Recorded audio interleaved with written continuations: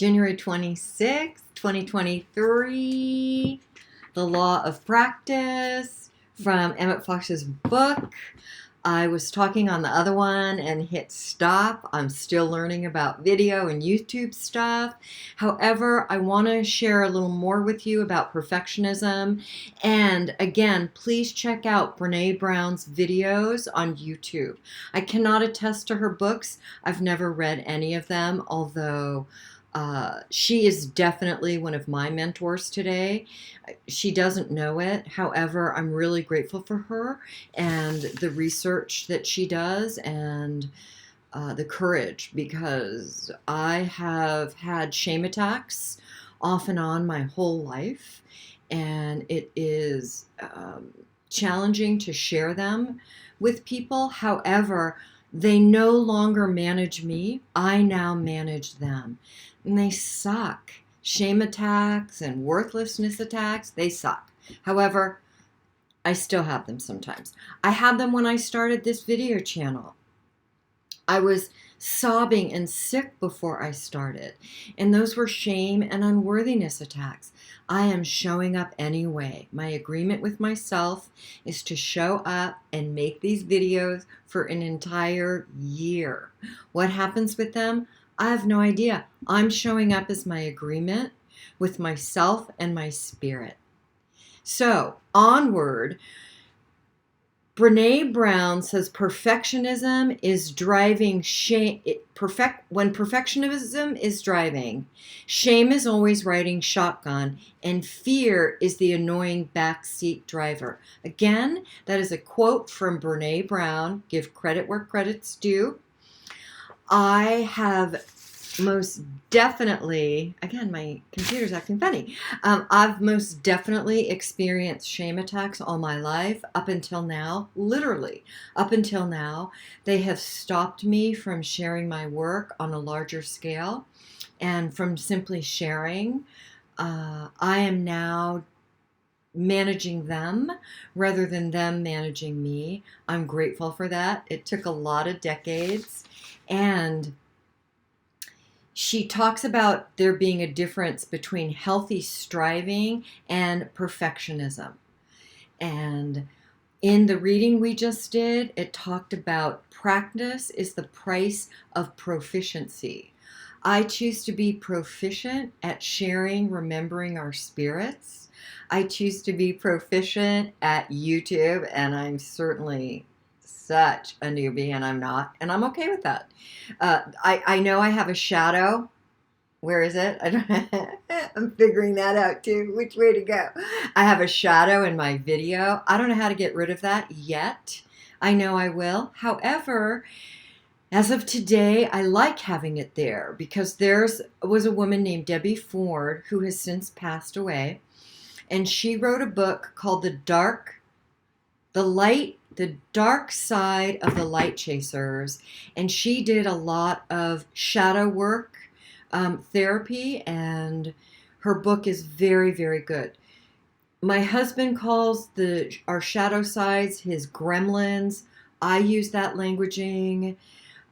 They're the voices in our head that tell us we're unworthy, and they're the voices that feed our shame attacks. And again, I still have those at times. I do. I no longer let them manage me. And when I'm having one, I share that with somebody. And so I'm never alone there anymore. Oh my God. I was alone in my shame attacks and worthlessness attacks for decades. And I no longer am. And I haven't been for quite a while. That is the practice of remembering our spirits. It's getting in relationship with all of our parts. The languaging I use is the good, the bad, and the ugly. If I get reprimanded and can't use that languaging because of the movie, then I'll change it. We all have ugly in us, all of us. The parts of ourselves that are beating ourselves up, that are attacking other people, that are judging all the time. When I first stopped drinking in 1995, those parts were in the driver's seat of every area of my life. It took a while to remove them from the driver's seat. They are no longer driving. My divine adult self is driving in the majority areas of my life and in the majority of the relationships I have. The relationship where I'm still working the most on my divine adult driver being in the driver's seat is the relationship that I'm having with myself. Do this work. You're worth it. It's not easy. It's not. And remembering our spirits is so needed right now, in my humble or not so humble opinion. It's so needed. Be willing to pick up any type of practice for remembering your spirits. My experience of God is that God is an energy, and that energy is love and only love. Capital L, love. I don't know which one shows L for you because I'm still learning, so I'm putting up a capital L, love. It's infinite, it's eternal. You can't fall in and out of that love. It simply is, and it is who we all are. Do I have a relationship with 100% of that part of myself? I do not today.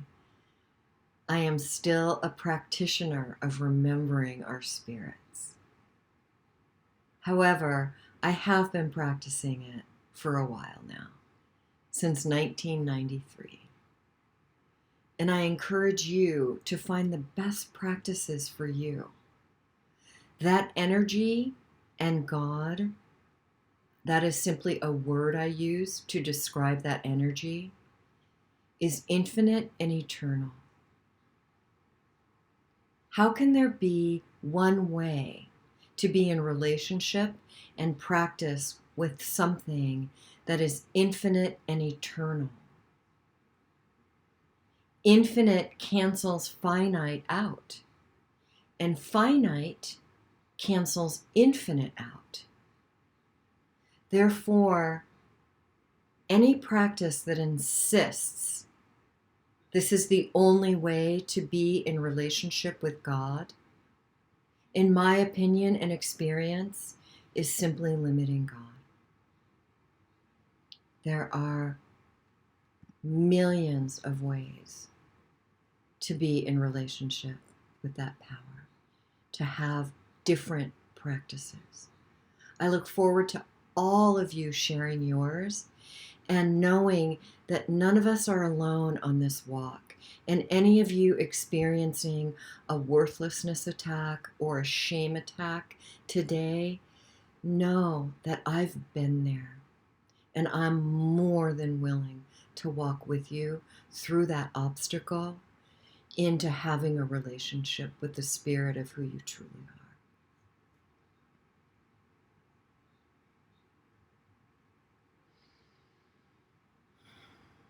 I'm not going to say or share anything else right now because nothing else is coming through me, and I feel like if I would start making stuff up. Yep, I do that. I've done that. And then I've had to go back and say, guess what?